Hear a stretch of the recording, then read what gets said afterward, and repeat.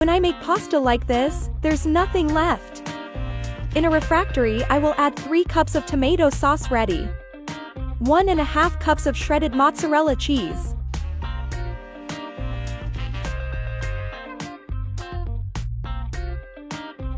Then I will add 200 grams of cream cheese.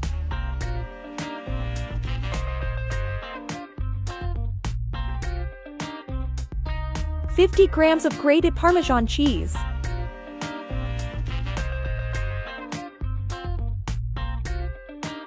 $50 milliliters of olive oil.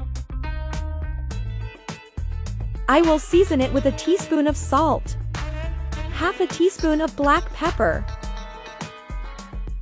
a teaspoon of oregano, and I'll take it to the oven preheated to 180 degrees Celsius for 20 minutes. Now in a pan I will add 2 liters of hot water, 1 tablespoon of olive oil, and a teaspoon of salt. I will mix well and let this water boil. When it starts to boil, I will add 500 grams of pasta. I'm using Nest pasta, but you can use your favorite pasta. Now just let it cook for 10 minutes and drain the pasta.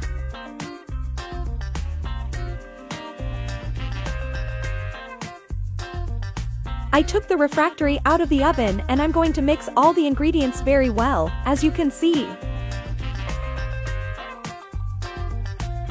Then I will add the cooked pasta inside and mix with the help of 2 forks. Guys, this recipe is incredibly delicious, and as you can see, it is super practical to make. Do it at your house, I'm sure everyone will love it.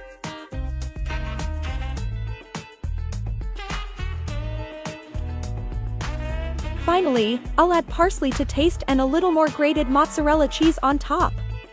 Then I'll put the refractory back in the oven, just until the cheese melts.